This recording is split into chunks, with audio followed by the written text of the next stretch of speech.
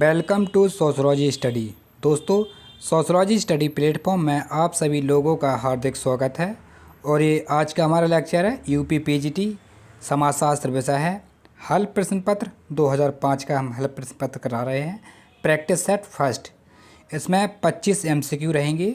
और दोस्तों, lecture start करने से पहले अगर आप चैनल पर नए हैं तो चैनल को लाइक करें और सब्सक्राइब करें और बेल आइकन ज़रूर प्रेस करें, क्योंकि जो आने वाला लेक्चर आप तक नोटिफिकेशन पहुंच जाए। और अपने मित्रों को ज़रूर बताएं इस चैनल के बारे में। तो चलिए स्टार्ट करते हैं आज के लेक्चर का फर्स्ट एमसीक्यू। ये रहा स्क्रीन पर आपके सामने। पहला है, युद्ध के अस्त्र के रूप में प्रचार अणु बम से भी अधिक घातक होता है तथा यह शांति के मंत्र के रूप में संयुक्त राष्ट्र संघ के से भी अधिक प्रभावपूर्ण होता है। यह कथन किसका है आपका, इसको पहचानना है। ए में है कुप्पुस्वामी और बी में है क्रेच तथा कचफील्ड और सी है किम्बर यंग और डी में दिया है लॉव सेन। ये देख लीजिएगा, ये कौन सा आंसर है। प्रश्न नंबर पहला का आंसर बताएं और इसका आंसर हो जाएगा ए, आपका राइट आंसर है।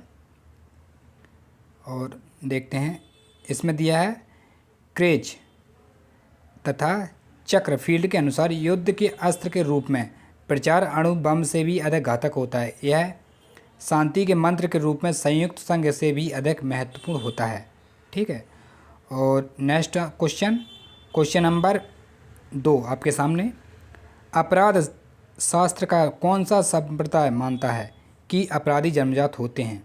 कौन सा संप्रदाय मानता है कि अपराधी जन्मजात होते हैं? पहला है ए, प्रारूपवादी संप्रदाय और बी में है शास्त्रीय संप्रदाय और सी में दिया आपका समाजशास्त्रीय संप्रदाय, डी है भौगोलिक संप्रदाय। कौन सा आंसर है? क्वेश्चन नंबर 2 का आंसर बताएं फटाफट, क्या होगा? 2 का आंसर हो जाएगा आपका ए आंसर राइट है, प्रारूपवादी संप्रदाय मानते हैं। लोम्ब्रोसो ने इसका अपराध शास्त्र का जन्मदाता हैं लोम्ब्रोसो, और इन्होंने ही अपराध के प्रारूपवादी संप्रदाय से संबंधित माने जाते हैं। और बताते हैं कि प्रारूपवादी संप्रदाय के अनुसार जो अपराधी एक विशेष प्रकार के मानव होते हैं जिनकी शारीरिक विशेषताएं जन्म तथा अन्य मनुष्यों की अपेक्षा अलग होती हैं, यानी कि भिन्न होती हैं अन्य मनुष्यों से। और नेक्स्ट क्वेश्चन आपके सामने, क्वेश्चन नंबर 3। यदि किसी अपराधी को कुछ समय जेल की सज़ा काटने के बाद उसे सजागार के आधार पर कुछ शर्तों पर जेल से मुक्त कर दिया जाए तो इसे क्या कहा जाता है? यदि कोई अपराधी है, कोई जेल में व्यक्ति है, उसको कुछ समय के लिए कुछ शर्तों के आधार पर उसको बाहर कर दिया जाता है तो उसे क्या कहते हैं? ए में है प्रोबेशन और बी में है पैरोल और सी आपका रिमांड होम और डी है आफ्टर केयर इंस्टीट्यूशन। ये आई होप आंसर आप सभी लोगों को पता है। आंसर तीसरा, इसका आंसर है क्या है तीसरे का? बी आंसर राइट है इसका, बी पैरोल कहा जाता है। पैरोल सज़ा प्राप्त ऐसे व्यक्तियों को दी जाती है और मुक्त कर दी जाती है। और यह विधि ऐसी भी है कि इन्होंने न्यायालय द्वारा ही गई सज़ा की अवधि को कुछ भाग कारावास अथवा सुधार संस्थाओं में रहकर भोग लिया गया है। और पैरोल पर साधारणतः ऐसे जो बुनियादी को कहा जाता है, यानी कि बंदियों कहा जाता है, जो जेल में अच्छा आचरण करने का आश्वासन देता है। मतलब जेल के बाहर और जेल में भी दोनों आचरण अच्छे करते हैं, इसलिए व्यक्ति को पैरोल दिया जाता है, कुछ समय के लिए बाहर रखा जाता है। और नेक्स्ट क्वेश्चन नंबर 4 आपके सामने पूछ रहा है, कौन सामाजिक विघटन का कारण नहीं है? तीव्र सामाजिक परिवर्तन, बी सामाजिक मूल्यों में परिवर्तन, सी सामाजिक नियंत्रण और डी में है युद्ध। कौन सा नहीं है? 4 का आंसर बताएं, क्या है 4 का आंसर? और इसका आंसर हो जाएगा सी सामाजिक नियंत्रण। ये सामाजिक विघटन का कारण नहीं है। और नेक्स्ट क्वेश्चन देखते हैं, क्वेश्चन नंबर 5 आपके सामने ये रहा स्क्रीन पर। इसको आप चाहें तो स्क्रीनशॉट ले सकते हैं या पढ़ भी सकते हैं, क्योंकि ज़्यादा बड़ा पैराग्राफ है। और नेक्स्ट क्वेश्चन देखते हैं, 5 कहता है बोस्टन स्कूल का जनक कौन था? जो बोस्टन स्कूल था उसका कौन जनक था? पहला है संपूर्णानंद और बी में है सदरलैंड और सी में है एल्विन रैंगलर्स ब्राइस और डी में है हायक रवाल। ये किसने दिया था, कौन जनक हैं? बेस्टर स्कूल के। क्वेश्चन नंबर 5 का आंसर है सी। ठीक है, ये आपका सी आंसर राइट है, एल्विन एग्रियन ब्रायर। और इन्होंने ही सर्वप्रथम इंग्लैंड के बेस्टर नामक स्थान पर वर्ष 1902 में सर ब्राइस द्वारा एक गैर सरकारी खेल जेलखाना के रूप में की गई थी, और जिसका उद्देश्य किशोर अपराधियों को वहां रखकर उनका सुधार करना था। और 1962 में तमिलनाडु में सर्वप्रथम बेस्टर स्कूल की स्थापना की गई थी, जिसमें 16 से 21 वर्ष तक के बच्चों को रखा जाता था। ठीक है, और नेक्स्ट क्वेश्चन नंबर 6 आपके सामने पूछ रहा है, कौन भारतीय संविधान के अनुच्छेद 17 का आधारभूत चिंता है? ए में है पिछड़े वर्गों का प्रतिनिधित्व, और बी में है अस्पृश्यता का उन्मूलन, सी में है अनुसूचित जातियों के लिए सेवाओं में पदों का आरक्षण, और डी आपका है अनुसूचित जातियों को राजनीतिक प्रतिनिधित्व। ये कौन सा आंसर राइट है? क्वेश्चन नंबर 6 का आंसर बताएं, और इसका आंसर अस्पृश्यता का उन्मूलन, आंसर डी आंसर सही है, बी आंसर सही है। और अनुच्छेद 17 की बात करें तो यह घोषणा कर दिया गया था कि अस्पृश्यता से उपजी कोई निर्योग्यता विधि द्वारा दंडनीय होगी। यानी कि जो अस्पृश्यता निवारण के लिए संसद ने 1955 में और अस्पृश्यता निवारण अधिनियम पारित किया था, जिसका नाम 1976 में बदलकर नागरिक अधिकार अधिनियम हो गया था। 1976 में इसको बदल दिया था।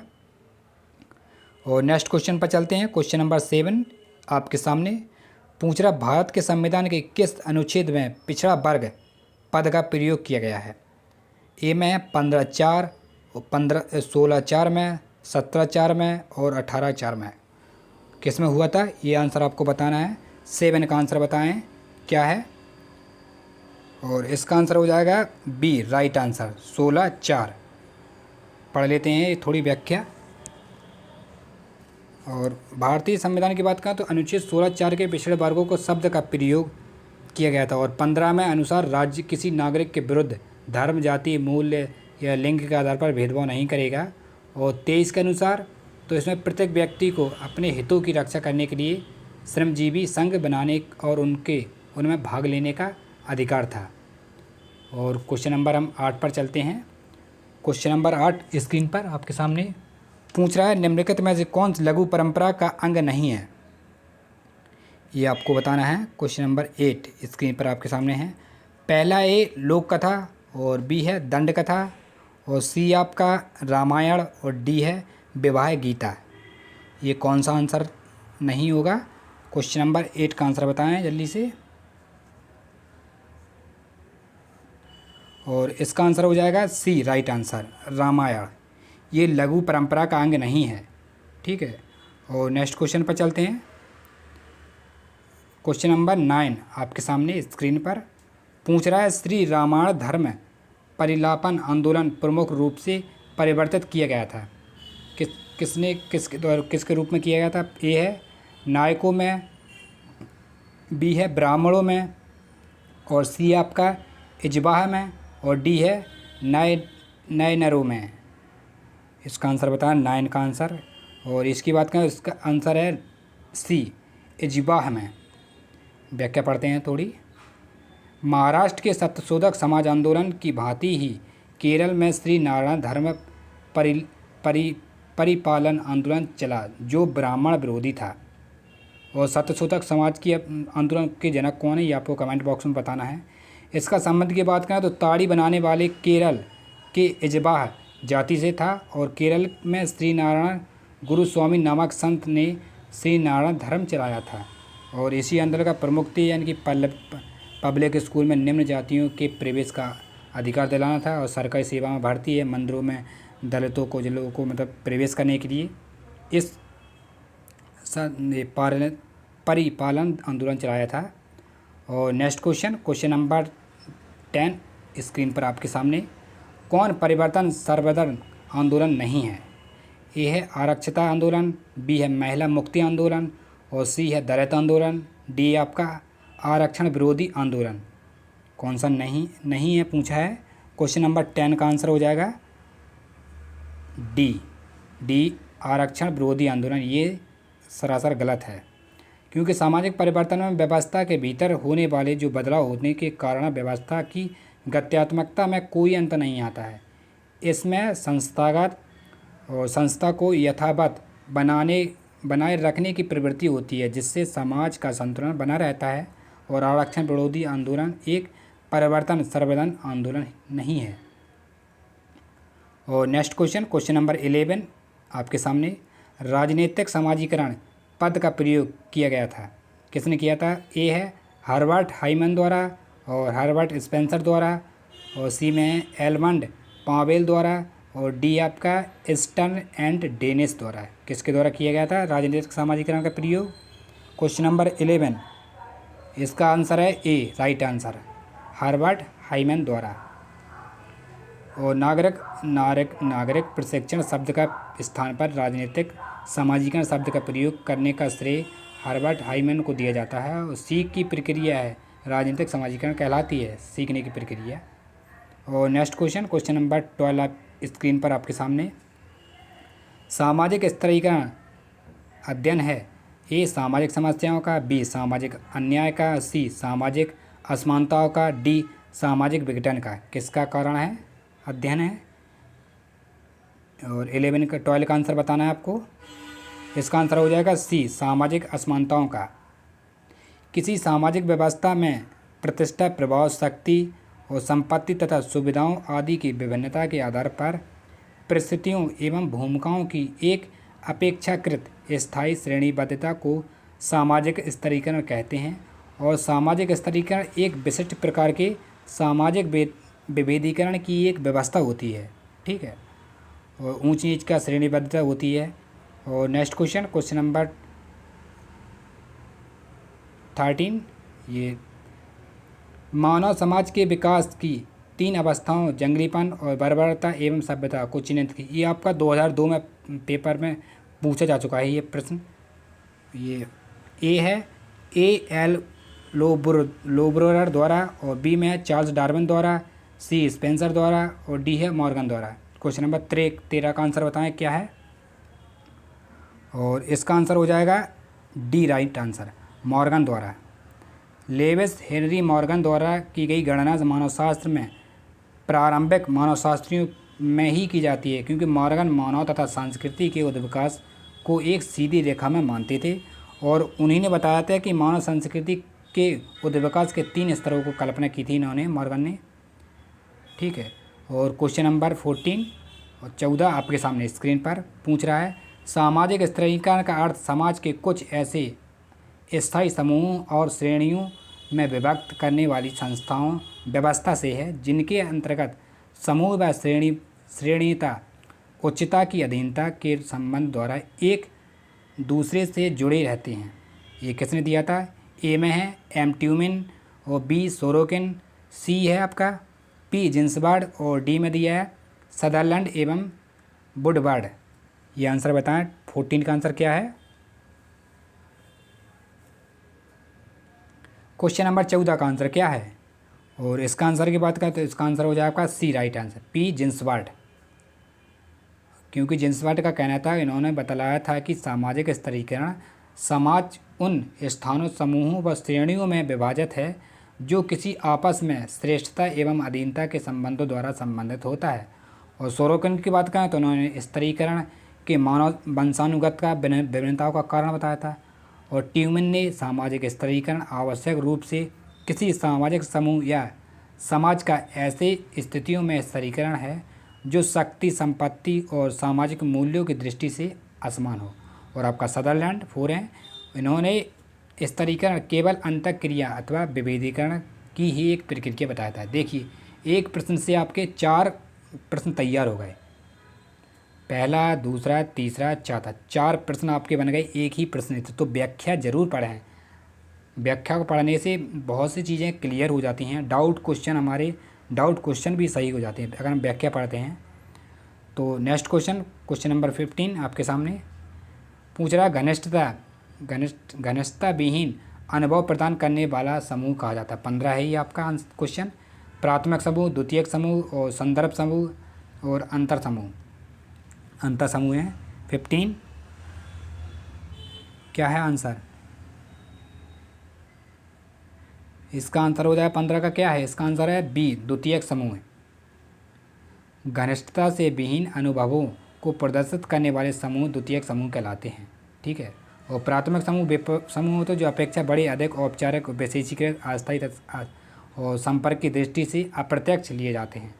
और क्वेश्चन नंबर 16 आपके सामने, जब कोई व्यक्ति यह मानता है कि उनकी संस्कृति अन्य संस्कृतियों से श्रेष्ठ है तो ये क्या कहा जाता है? तो यह क्या है? इसका आंसर आप सभी को पता है, ज़्यादा टाइम न ले जाते हुए निर्जाति केंद्रितवाद। Right answer B. यह एक ऐसी संवेगात्मक मनोवृत्ति जिसके अनुसार व्यक्ति अपने समूह, जाति और प्रजाति को हमेशा दूसरे की जाति और संस्कृति से श्रेष्ठ मानता है। और इसको समनर ने 1906 में अंतर समूह और बड़ा समूह के बीच ऐसे पक्षतापूर्ण मनोवृत्तियों को समझाने के लिए किया गया था जिसके द्वारा हम व्यवहार प्रतिमानों को बिना कोई विचार किए अच्छा ठहरा सकें। और नेक्स्ट क्वेश्चन नंबर 17 आपके सामने 17 पूछ रहा है, पुस्तक लाइफ डिवीज़न की रचना किसकी है? ये किसकी पुस्तक है लाइफ डिवीज़न? बाल गंगाधर तिलक की है कि राधा कृष्ण द्वारा की है? और सी है आपका विवेकानंद की है? और डी में अरविंद द्वारा। किसकी है पुस्तक? 17 का आंसर बताएं। यह आंसर है डी, राइट आंसर आपका, अरविंद की। ठीक है, अरविंद द्वारा है।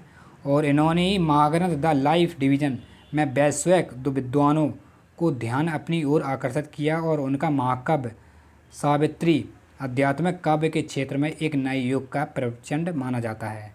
और इनकी पुस्तक ये दूसरी पुस्तक है इनकी, the mystery of Gita, human cycle और the two theosis of Yoga, ये कुछ इनकी पुस्तकें हैं, अरविंद द्वारा की लिखी पुस्तकें। और नेक्स्ट क्वेश्चन पर चलते हैं। क्वेश्चन नंबर 18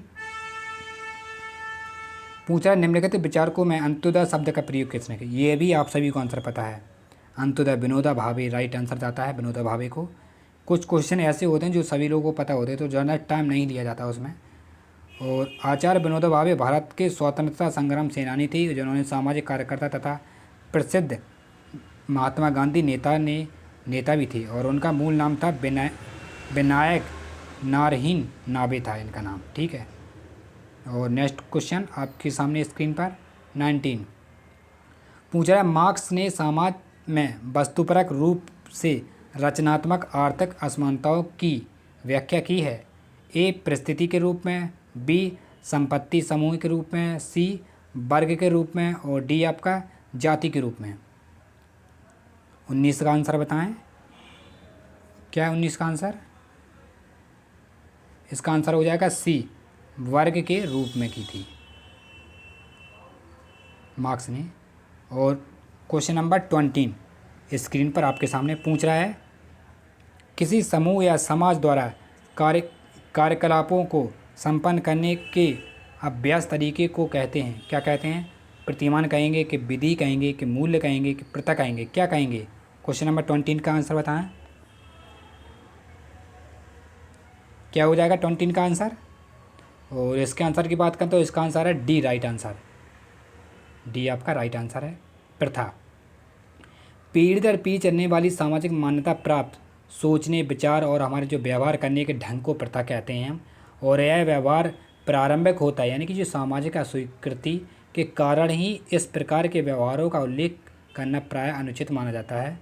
जो समाज के वर्ग मतलब जो समाज के विरुद्ध हों, वो प्रथा से ही हम पीढ़ी दर पीढ़ी चलती आ रही है। हमारे बुज़ुर्गों से हमें मिली है, पिता से हमें मिली है, हमसे आप बच्चों को मिलेगी, आपके बच्चे उनको मिलेगी, तो है चलती रहती है निरंतर। नेक्स्ट क्वेश्चन नंबर 21 स्क्रीन पर आपके सामने पूछ रहा है, सापेक्ष बचना आधार है? ए में दर्पणित व्यक्तित्व द्वारा सिद्धांतों का, बी मनोविश्लेषणात्मक सिद्धांत का और सी संदर्भ समूह सिद्धांत का, डी है सांस्कृतिक सापेक्षतावाद का है। ये आंसर 21 का आंसर बताएं, कौन सा आंसर सही है? इसका आंसर है सी, संदर्भ समूह सिद्धांत का। क्योंकि समाजशास्त्रीय परिप्रेक्ष्य में सापेक्षित वचन या हीनता एक ऐसी स्थिति है या होती है जिसमें व्यक्ति अपनी परिस्थितियों को दूसरे परिस्थितियों की तुलना में हीन एवं कमज़ोर समझता है और इस अवधारणा का सर्वप्रथम प्रयोग की बात करें तो मैल्यूलर स्टाउफर जो अमेरिका के सिपाही थे उन्होंने अध्ययन किया था। बाद में आर के मार्टन ने संशोधन करके इस संदर्भ समूह की व्याख्या दी थी। और नेक्स्ट क्वेश्चन 22 स्क्रीन पर आपके सामने पूछ रहा है, पुनर्जनन की जैविक क्षमता को कहते हैं। ए है उर्वरता, बी है भ्रष्टाचार, सी बांझपन और डी है जनन शक्ति। क्या कहेंगे? 20 का आंसर डी राइट आंसर, जनन शक्ति, प्रजनन संबंधित है। और नेक्स्ट क्वेश्चन नंबर 23 स्क्रीन पर आपके सामने, इन पर विशेषता बताने हैं, ये देख लीजिएगा ABCD, और ये थोड़ा और बढ़ा दें। ए में है ये सभी, बी में है बी और डी, और सी में है बी और सी, और डी में आपका ए और डी। ए में दिया है इधर देख लीजिए प्रतिशतात्मक, बी में है अंतर्विवाह, सी है सोपान और डी है समानता।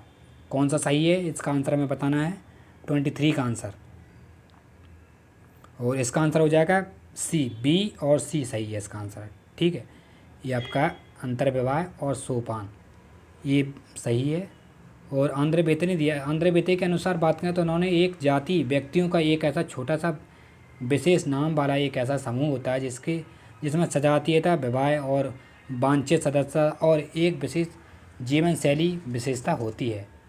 ठीक है, और नेक्स्ट क्वेश्चन पर चलते हैं। क्वेश्चन नंबर ये देखिए 24 आपके सामने पूछ रहा है, संस्कृतिकरण के विषय में निम्नलिखित कथनों में कौन सा सही है। यह एक संरचनात्मक परिवर्तन की प्रक्रिया है, बी यह भारत में अंग्रेजी शासनकाल के आगमन से प्रारंभ हुई थी, और सी में है यह सामाजिक परिवर्तन का बढ़जा स्रोत है, डी यह एक स्थितिगत परिवर्तन की प्रक्रिया है। यह आपका 2003 में पूछा जा चुका है प्रश्न। कौन सा आंसर है? 24 का आंसर बताएं, और इसका आंसर हो जाएगा डी, यह एक स्थिति परिवर्तन की प्रक्रिया है, स्थितिक परिवर्तन की प्रक्रिया है संस्कृतिकरण। डॉक्टर MN श्रीनिवास के अनुसार संस्कृतिकरण से जो गतिशीलता उत्पन्न होती है उनके परिणाम स्वरूप व्यवस्था में मात्र पदों में परिवर्तन होता है और इनमें कोई संरचनात्मक परिवर्तन नहीं होता है। अतः संस्कृतिकरण में पदमूलक परिवर्तन होते हैं, न कि संरचनात्मक परिवर्तन। और इस सेशन का लास्ट और आखिरी क्वेश्चन 25, मार्क्स के सिद्धांत में वर्ग चेतना का केंद्रीय तत्व है। वर्ग और संस्कृति, बी वर्ग और श्रेणीबद्धता, सी अपने आप में वर्ग, और डी है अपने आप के लिए वर्ग। कौन सा राइट आंसर है? 25 का आंसर बताएं, और इसका आंसर है डी राइट आंसर, अपने आप के लिए वर्ग।